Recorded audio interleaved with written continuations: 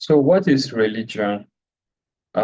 Religion represents the faith and belief that guide individuals and communities. It is a fundamental aspect of the human experience, shaping values, behaviors, and worldviews across diverse cultures and traditions. So now you can agree with me that 90% of our value systems, or even 100% of our value system, is controlled by religion, our moral values, how we treat people, how we see people to be, how we do business, and even our law systems.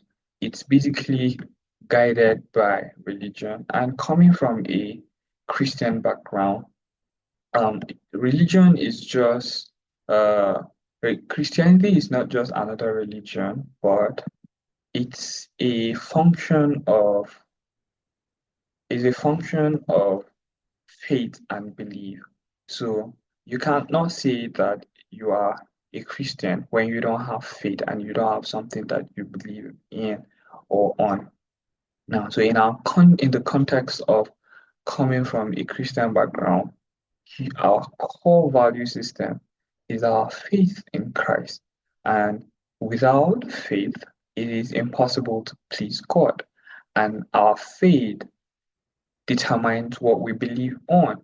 So, being a mountain, when we are able to understand that it is a mountain, we take it to be serious in the sense that we now see it as a leverage where we can be able to influence the world at a at a respectable number, and also we can be able to see the world that it is not a place where we just pass by and have fellowship with God alone, but that our relationship with God is for us to be able to obtain superior knowledge and superior abilities so that we can be able to impact our communities and our society.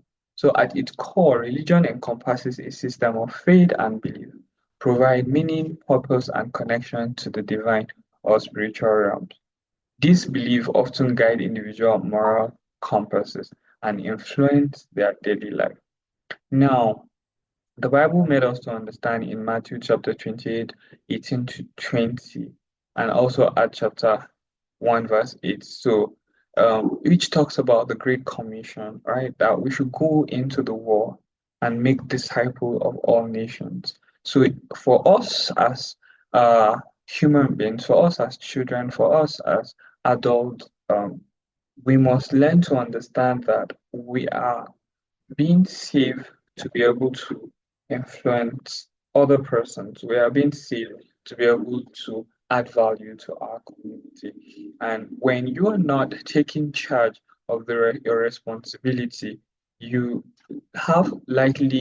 you have lesser likelihood to complain, because when you do your responsibility effectively, you become very, very proactive and positive about everything that is happening around you. So it's basically highlight the importance of evangelism and spreading the gospel message. So these teachings guide Christians in their missions to share their faith with the world. So now Christianity, the largest and most widely followed religion, centered on life teachings and redemptive work of Jesus Christ. Then other world religions are including Islam, Hinduism, Buddhism, and all relationship to Christianity. While many world religions share common themes and value with Christianity and can provide important insight for understanding the broader religious landscape. So evangelism strategy, how do we position ourselves to use evangelism to share the gospel and for we to be able to see that it is another mountain of influence? Number one, understanding. Number two is listening. And number three, share. So I read a book by Stephen R. Covey, and he said that seek first to understand and you will be understood. I'm going to take that again. So Stephen R. Covey said that he said This, so I'm just going to write it. He said, seek first, seek first to understand, and you will be understood. So over time, um, from Christian perspective now, is that we just feel like people should know that what we are telling them is the truth. But we don't even understand the people who we are taking this word or message to. So they are trying to explain to you what exactly their problem is or why they are where they are right now. And they are just enforcing what you feel like it's the correct thing on them, and that locks their mindset, right? And it once it locks their mindset and locks their heart, whatever you are saying just become much more of a statement and no longer a conversation. And because it's a statement, there is lesser chances for it to penetrate into their heart because their heart is already locked. But when you understand people, right? When you understand people and people understand that you understood them, then the next layer of your relationship with them will be that they will open up their heart and they will be willing to listen to whatever you are saying as much as you are listening to what they are saying. So you learn about the belief and practices of the person's religion background to better connect with them.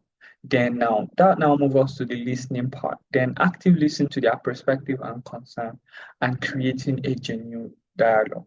So the first thing is not for you to start telling them about what you think is correct when you've not actually listened to them, right? So listening to people gives you the opportunity to be able to understand where they are coming from, and then you can now share. So now you now share sensitively share the gospel message, right? Highlight its universal themes of love, forgiveness, and redemption. So when you are able to follow these three stages, right, you can be able to influence your world. Either so when people come into the church and the church being a a standpoint or the point, the church being like a medical center or a spiritual center that caters for the needs of the people. Now, you have been able to understand them, you have been able to listen to them speak. Now, after you listen to them speak, you can now share the gospel of Christ around what they have been able to say, which enable you to do it successfully because we are speaking from the point of understanding. All right. So next thing is um, the importance of understanding religions. So um, why is it important for we to be able to understand religion?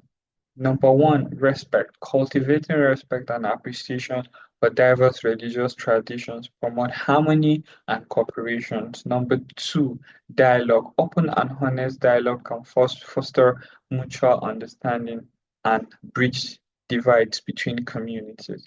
And number three is empathy. Seek to understand others' beliefs and experiences can deepen our own spiritual growth and personal insight. And number four, collaboration. Collaborating on shared values and humanitarian efforts can bring people of different faiths together for the common good, right? So as a Christian, you're not to start pushing people away from you. If there is anything I learned about Jesus Christ, it's the fact that he was always with the unbelievers and he created an atmosphere whereby these people come to terms that he is actually the light, even if they don't want to admit publicly, right? There is a deep um, connection with their heart that this person is actually the truth, the way, and life. So we must understand that even as we want to influence other people, right, right, like Miles Morrow once said that you cannot change the world that you are not into, right? That is, for you to be, you cannot change a system that you are not part of, right? But it doesn't mean you should jump into it like ignorantly. You must be strategic in joining the war. So as a religious and someone who has identified that you are going to make so much impact in the religion, in the seven mountain of influence, using religion as your platform, you must understand respect, dialogue, empathy, and collaboration, right? Then next thing is challenges in evangelizing to different faiths. So one of the challenges of evangelizing to other faith is cultural barriers. So navigating the unique cultural norms, traditions, and worldviews of different religions can be a significant challenge. So maybe someone, for instance, is coming from a core Muslim background, right? For you to be able to preach to that person will be very, very difficult. So then preconception. So overcoming preconception and misconceptions about Christianity can be a delicate and sensitive process. Then sensitivity, communicating the gospel message with empathy, humility, and respect for others' person's beliefs is crucial. Then patience, building trust and fostering meaningful relationships often require time, patience, and a genuine commitment to understanding. Now, next we want to do is embracing religious diversity. So when you meet other persons as someone who is influencing, who is using religion to be able to influence as one of the seven mountains of influence, you must understand that there will always be different religions and you must learn to embrace this religion diversity and not only want to be, oh, I just want to be around where Christians are and all. No, Jesus will not be happy with you because he actually made you, now that you are saved, you're made to actually use your salvation to draw others onto Christ, right? Now, we need to understand dialogue, engaging in open and respectful dialogue to bridge understanding. Then number two is compassion, practicing compassion and empathy towards those of different beliefs. You don't need to have unnecessary hatred for other person just because they don't believe in Christ, right? They did not kill any person, and sometimes they are in serious ignorance, and most times it can be your passion that can and compassion rather that can draw this person unto Christ. Then globalization, recognizing the increasing diversity of religious belief in a globalized world. So the world has become a global village, and the level of diversity is at a high increase. So you must recognize this and embrace it. And now look for a strategy on how to penetrate all of these systems. Then shared values, focusing on shared values and common humanity across religions. So don't forget the fact just because you are a Christian doesn't make you to be a spirit. At the end of the day, you are still a human being. At the end of the day, you are still a human being.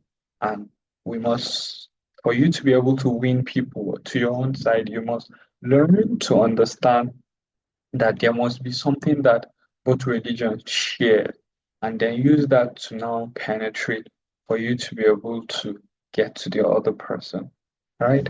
So there is no one who has ever win a battle, or no one who has ever win uh, a soul through condemnation. Christ himself did not even condemn us. So why should you condemn anybody? So those are basically